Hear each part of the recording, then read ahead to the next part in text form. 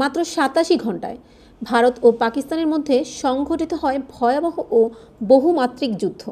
৭ মে রাত ১টা ৫ মিনিটে ভারতের বিমানবাহিনী শুরু করে আকস্মিক হামলা, যার কোডনেম ছিল অপারেশন সিঁদুর। এই অভিযানে অংশ নেয় রাফায়েল যুদ্ধবিমান, যেগুলো থেকে ছোড়া হয় স্টর্ম শ্যাডো মিসাইল ও হ্যামার বোমা। ভারতের লক্ষ্য ছিল পাকিস্তানের অভ্যন্তরে ৯টি বেসামরিক এলাকা।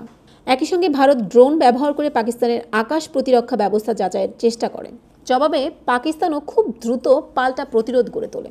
যে-10C যুদ্ধবিমান ও কোরাল ইলেকট্রনিক জ্যামার ব্যবহার করে পাকিস্তান আকাশে প্রতিরক্ষা গড়ে তোলে।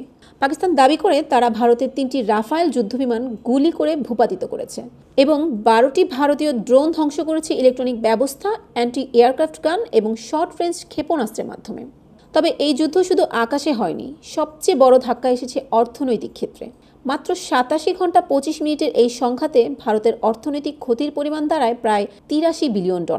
এতে সবচেয়ে বেশি ক্ষতিগ্রস্ত হয় ভারতের শেয়ার বাজার। নিফটি ও সেন্সেক্স মিলিয়ে উড়ে যায় প্রায় $৮২ বিলিয়ন।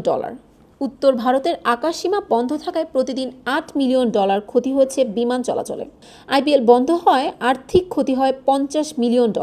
সামরিক ব্যয়ে যোগ হয় আরও $১০০ মিলিয়ন এবং যুদ্ধ বিমান হারিয়ে ক্ষতি হয় $৪০০ মিলিয়ন। লজিস্টিক ও বাণিজ্য খাতে ক্ষতির পরিমাণ ছাড়িয়েছে $২ বিলিয়ন। অন্যদিকে পাকিস্তানের মোট ক্ষতির পরিমাণ আনুমানিক $৪ বিলিয়ন। করাচি শেয়ার বাজারে সূচক পড়ে গিয়ে ক্ষতি হয় $২.৫ বিলিয়ন। পাকিস্তান সুপার লিগ বন্ধ থাকায় ক্ষতি হয় আরও $১০ মিলিয়ন। আকাশসীমা বন্ধ থাকায় ক্ষতি হয় $২০ মিলিয়ন। আর সামরিক খাতে প্রতিদিন $২৫ মিলিয়ন ব্যয়ের পাশাপাশি ড্রোন ও ক্ষেপণাস্ত্র ব্যয় হয় $৩০০ মিলিয়ন। এই যুদ্ধ দেখিয়ে দিয়েছে আধুনিক যুগে যুদ্ধ মানে শুধু বোমা, ট্যাঙ্ক আর যুদ্ধ বিমান নয়। এখন যুদ্ধ মানে শেয়ার বাজারে ধস, বিনিয়োগকারীদের আস্থা হারানো, বৈদেশিক বিনিয়োগের স্থবিরতা এবং সাধারণ মানুষের অর্থনৈতিক দুর্দশা। ঘন্টায় $১ বিলিয়ন ক্ষতি। এটি প্রমাণ করে সীমিত সময়েও সংঘর্ষ দুই দেশের অর্থনীতিকে কতটা ঝাঁকুনি দিতে পারে। বিশ্লেষকদের মতে যুদ্ধের আসল শক্তি এখন আর শুধু সামরিক নয়, বরং অর্থনীতি, প্রযুক্তি ও মনস্তত্ত্বের উপর নির্ভরশীল।